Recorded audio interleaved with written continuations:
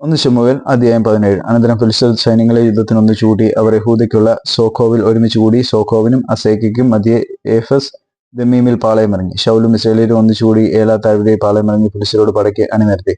ഫിലിസ്തീർ ഇപ്പുറത്ത് ഒരു മലഞ്ചെരുവിലും ഇസ്രായേലിയർ അപ്പുറത്ത് ഒരു മലഞ്ചെരുവിലും നിന്നു. അവരുടെ മധ്യേ ഒരു താഴ്വര ഉണ്ടായിരുന്നു. അപ്പോൾ ഫിലിസ്തീരുടെ പാളയത്തിൽ നിന്ന് ഗിത്യനായ ഗോലിയാത്ത് എന്ന ഒരു മല്ലൻ പുറപ്പെട്ടു. അവൻ 6 മുഴവും ഒരു ചാണും നെരുപ്പമുള്ളവനായിരുന്നു. അവന്റെ തലയിൽ ഒരു താമ്ര ശിരസ്ത്രമുണ്ടായിരുന്നു. അവന് 5000 ശേക്കൽ തൂക്കമുള്ള ഒരു താമ്ര കവചവും ധരിച്ചിരുന്നു. അവന് താമ്രം കൊണ്ടുള്ള കാൽച്ചട്ടിയും ചുമലിൽ താമ്രം കൊണ്ടുള്ള ഒരു വേലും ഉണ്ടായിരുന്നു. അവന്റെ കുന്തത്തിന്റെ തണ്ട് നെയ്ത്തുകാരന്റെ പടപ്പുതടി പോലെയായിരുന്നു. കുന്തത്തിന്റെ അലക് 600 ശേക്കൽ ഇരുമ്പ് ആയിരുന്നു. ഒരു പരിചയക്കാരൻ അവന്റെ മുമ്പേ നടന്നു. അതിൽ നിന്ന് ഇസ്രായേൽ നിരകളോട് വിളിച്ചു പറഞ്ഞത്, നിങ്ങൾ വന്ന് പടയ്ക്ക് അണി നിരന്നിരിക്കുന്നത് എന്തിന്? ഞാൻ ഫിലിസ്തീനും നിങ്ങൾ ശൗലിന്റെ ജൈവകരുമല്ലയോ?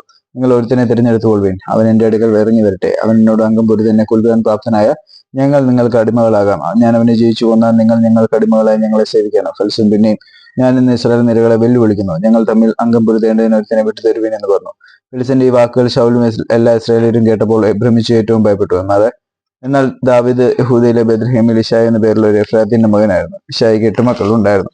അവൻ ശൗലിന്റെ കാലത്ത് വയസ്സ് എന്ന വൃദ്ധനായിരുന്നു. ഇശായിയുടെ മൂത്ത മക്കൾ 3 പുറപ്പെട്ട് ശൗലിന്റെ കൂടെ യുദ്ധത്തിന് ചെന്നിരുന്നു. യുദ്ധത്തിന് പോയ 3 മക്കൾ ആദ്യാതൻ ഏലിയാബും അവന്റെ അനുജൻ അബീനാദാബും മൂന്നാമത്തവൻ ശമ്മയുമായിരുന്നു. ദാവീദ് എല്ലാവരും ഇളയവൻ.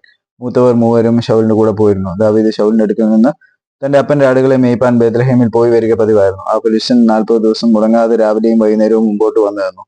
ഇശായി തന്റെ മകനായ ദാവീദിനോട് പറഞ്ഞത്, ഈ ഒരു പറ മലരും അപ്പും 10 എടുത്ത് പാളയത്തിൽ നിന്റെ സഹോദരന്മാരുടെ അടുക്കൽ വേഗം കൊണ്ടുവന്ന് കൊടുക്കാം. ഈ പാൽക്കട്ട 10 സഹസ്രാധിപന് കൊടുക്കാം. നിന്റെ സഹോദരന്മാരുടെ ക്ഷേമം ചോദിച്ച് ലക്ഷ്യവും വാങ്ങി വരിക. ശൗലും അവരും ഇസ്രായേലും ഒക്കെ മേലാ താഴ്വരയിൽ ഫിലിസ്തീരോട് യുദ്ധം ചെയ്യുന്നുണ്ട്. അങ്ങനെ ദാവീദ് അധികാരത്തിൽ എഴുന്നേറ്റ് ആടുകളെ കാവൽക്കാരന്റെ പക്കൽ വിട്ടേച്ച് ഇശായി തന്നോട് കൽപ്പിച്ചൊക്കെയും എടുത്തുകൊണ്ട് ചെന്ന് കൈനിലയിലെത്തിയപ്പോൾ സൈന്യം പടയ്ക്ക് ആർത്ത് വിളിച്ചുകൊണ്ട് പുറപ്പെടുകയായിരുന്നു. ഇസ്രായേലും ഫിലിസ്തീരും നേർക്ക് നേരെ അണിനിരന്നു നിന്നു. ദാവീദ് തന്റെ സാമാന്യ പടക്കോപ്പ് സൂക്ഷിക്കുന്നവന്റെ പക്കൽ ഏൽപ്പിച്ചും വെച്ച് അണിയിൽ ഓടിച്ചെന്ന് തന്റെ സഹോദരന്മാരോട് കുശലം ചോദിച്ചു. അവൻ അവരോട് സംസാരിച്ചുകൊണ്ട് നിൽക്കുമ്പോൾ ഗിത്യനായ ഗോലിയാത്ത് എന്ന ഫിലിസ്ത്യൻ മല്ലൻ ഫിലിസ്ത്യരുടെ നിരകളിൽ നിന്ന് പുറപ്പെട്ടു വന്ന് മുമ്പിലത്തെ വാക്കുകൾ തന്നെ പറയുന്നത് ദാവീദ് കേട്ടു. അവനെ കണ്ടപ്പോൾ ഇസ്രായേലിയൊക്കെയും ഏറ്റവും ഭയപ്പെട്ട് അവന്റെ മുമ്പിൽ നിന്ന് ഓടി. എന്നാൽ ഇസ്രായേലിയർ വന്നു നിൽക്കുന്ന ഇവനെ കണ്ടുവോ? അവൻ ഇസ്രായേലിനെ നിന്ദിപ്പാൻ വന്നിരിക്കുന്നു. അവനെ കൊല്ലുന്നവനെ രാജാവ് മഹാസമ്പന്നനാക്കുകയും തന്റെ മകളെ അവന് കൊടുക്കുകയും അവന്റെ പിതൃഭവനത്തിന് ഇസ്രായേലിൽ കരമഴിവ് കൽപ്പിച്ചു കൊടുക്കുകയും ചെയ്യും എന്ന് പറഞ്ഞു.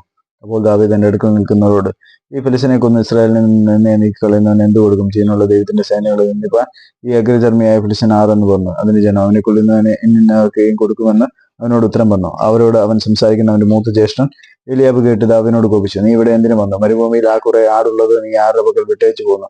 നിന്റെ അഹങ്കാരവും നികളഭാവവും എനിക്കറിയാം. പട കാണാനല്ലേ നീ വന്നത് എന്ന് പറഞ്ഞു. എന്ന് ദാവീദ്, ഞാനിപ്പോൾ എന്ത് ചെയ്തു? ഒരു വാക്കല്ലേ പറഞ്ഞുള്ളൂ എന്ന് പറഞ്ഞു. അവനെ വിട്ടുമാറി മറ്റൊരുത്തനോട് അങ്ങനെ തന്നെ ചോദിച്ചു. ഇതിന് മുമ്പിലത്തെ പോലെ തന്നെ ഉത്തരം പറഞ്ഞു. ദാവീദ് പറഞ്ഞ വാക്കുകൾ പരസ്യമായപ്പോൾ ശൗലിനും അറിവ് കിട്ടി. അവനെ വിളിച്ചു വരുത്തി.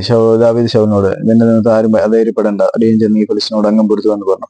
ശൗൽ ദാവീദിനോട്, ഈ ഫിലിസ്തീനോട് ചെന്ന് അംഗം പൊരുത്തുവാൻ നിനക്ക് പ്രാപ്തിയില്ല, നീ ബാലനത്രേ, അവനോ ബാല്യം മുതൽ യോദ്ധാവാകുന്നു എന്ന് പറഞ്ഞു. ദാവീദ് ശൗലിനോട് പറഞ്ഞത്, അടിയൻ അപ്പന്റെ ആടുകളെ മേയിച്ചുകൊണ്ടിരിക്കുമ്പോൾ ഒരിക്കലും ഒരു സിംഹവും ഒരിക്കലും ഒരു കരടിയും വന്ന് കൂട്ടത്തിൽ നിന്ന് ആട്ടിൻകുട്ടിയെ പിടിച്ചു. ഞാൻ പിന്തുടർന്ന് അതിനെ അഴിച്ചു, അതിന്റെ വായിൽ നിന്ന് ആട്ടിൻകുട്ടിയെ പിടിച്ചു. അതെന്റെ നേരെ വന്നപ്പോൾ ഞാൻ അതിനെ താടിക്ക് പിടിച്ചു അടിച്ചു കൊന്നു.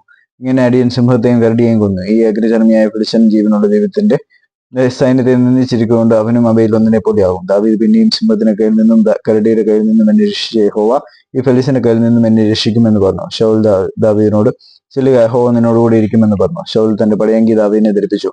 അവന്റെ തലയിൽ താമ്ര ശിരസ്ത്രം വെച്ചു. തന്റെ കവചവും അവനെ ഇടിവിച്ചു.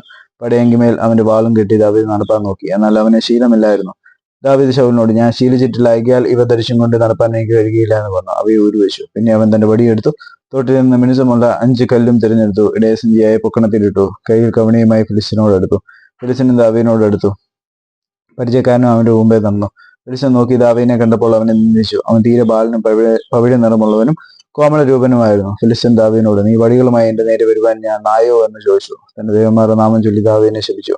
ഫിലിസ്തീൻ പിന്നെയും ദാവീദിനോട്, ഇങ്ങോട്ട് വാ, ഞാൻ നിന്റെ മാംസം ആകാശത്തിലെ പക്ഷികൾക്കും കാട്ടിലെ മൃഗങ്ങൾക്കും ഇരയാക്കുന്നുണ്ട് എന്ന് പറഞ്ഞു. ദാവീദ് ഫിലിസ്തീനോട് പറഞ്ഞത്, നീ വാളും കുന്തവും വെയിലുമായി എന്റെ നേരെ വരുന്നു. ഞാൻ നീ നിന്ദിച്ചിട്ടുള്ള ഇസ്രായേൽ നിരകളുടെ ദൈവമായ സൈന്യങ്ങളുടെ യഹോവയുടെ നാമത്തിൽ നിന്റെ നേരെ വരുന്നു. യഹോവ ഇന്ന് നിന്നെ എന്റെ കയ്യിൽ ഏൽപ്പിക്കും. ഞാൻ നിന്നെ കൊന്ന് നിന്റെ തല ഛേദിച്ചു കളയും. അത്രയുമല്ല, ഞാൻ നിന്നെ ഫിലിസ്തീൻ സൈന്യങ്ങളുടെ ശവങ്ങളെ ആകാശത്തിലെ പക്ഷികൾക്കും ഭൂമിയിലെ മൃഗങ്ങൾക്കും ഇരയാക്കും. ഇസ്രായേലിയുടെ ദൈവം ഉണ്ടെന്ന സർവ്വഭൂമിയും അറിയും. യഹോവ വാൾ കൊണ്ടും കുന്തം കൊണ്ടുമല്ല രക്ഷിക്കുന്നത് എന്ന് ഈ സംഘമെല്ലാം അറിവാൻ ഇടവരും. യുദ്ധം യഹോവയ്ക്കുള്ളത്. അവൻ നിങ്ങളെ ഞങ്ങളുടെ കയ്യിൽ ഏൽപ്പിച്ചു തരും. പിന്നെ ഫിലിസ്ത്യൻ ദാവീദിനോട് എതിർപ്പാൻ നേരിട്ടെടുത്തപ്പോൾ ദാവീദ് ബന്ധപ്പെട്ട് ഫിലിസ്ത്യനോട് എതിർപ്പാൻ അണിക്ക് നേരെ ഓടി. ദാവീദ് സഞ്ചിയിൽ കൈയിട്ട് ഒരു കല്ലെടുത്ത് കവണയിൽ വെച്ച് വീശി ഫിലിസ്ത്യന്റെ നെറ്റിക്കേറിഞ്ഞു. കല്ല് അവന്റെ നെറ്റിയിൽ കൊണ്ട് പതിഞ്ഞു. അവൻ കവണ്ണു വീണു. ഇങ്ങനെ ദാവീദ് ഒരു കവണയും ഒരു കല്ലും കൊണ്ട് ഫിലിസ്ത്യനെ ജയിച്ചു. ഫിലിസ്ത്യനെ കൊന്നു മുടിച്ചു. എന്നാൽ ദാവീദിന്റെ കയ്യിൽ വാളില്ലായിരുന്നു. ആകയാൽ ദാവീദ് ഓടിച്ചെന്ന് ഫിലിസ്ത്യന്റെ പുറത്ത് കയറി നിന്ന് അവന്റെ വാൾ ഉറയിൽ നിന്ന് ഊരിയെടുത്ത് അവനെ കൊന്നു. അവന്റെ തല വെട്ടിക്കളഞ്ഞു. തങ്ങളുടെ മല്ലൻ മരിച്ചുപോയി എന്ന് ഫിലിസ്ത്യർ കണ്ടിട്ട് ഓടിപ്പോയി. ഇസ്രായേലിലും യഹൂദ്യരും പുറപ്പെട്ട ആർത്തും കൊണ്ട് ഗത്തും എക്രോൻ വാതിലുകളും വരെ ഫിലിസ്ത്യരെ പിന്തുടർന്നു. ഫിലിസ്ത്യ ഹതന്മാർ ശയരയീമിനുള്ള വഴിയിൽ ഗത്തും എക്രോനും വരെ വീണു നടന്നു. ഇങ്ങനെ ഇസ്രായേൽ മക്കൾ ഫിലിസ്ത്യരെ ഓടിക്കുകയും മടങ്ങി വന്ന് അവരുടെ പാളയം കൊള്ളയിടുകയും ചെയ്തു. എന്നാൽ ദാവീദ് ഫിലിസ്ത്യന്റെ തലയെടുത്ത് അതിനെ യെരൂശലേമിലേക്ക് കൊണ്ടുവന്നു. അവന്റെ ആയുധവർഗമോ തന്റെ കൂടാരത്തിൽ സൂക്ഷിച്ചു വെച്ചു. ദാവീദ് ഫിലിസ്ത്യന്റെ നേരെ ചെല്ലുന്നത് ശൗൽ കണ്ടപ്പോൾ സേനാധിപതിയായ അബ്നേരിനോട്, അബ്നേർ ഈ ബാല്യക്കാരൻ ആരുടെ മകൻ എന്ന് ചോദിച്ചാൽ അബ്നേർ, രാജാവേ, തിരുമേനിയാണ്, ഞാൻ അറിയുന്നില്ല എന്ന് പറഞ്ഞു.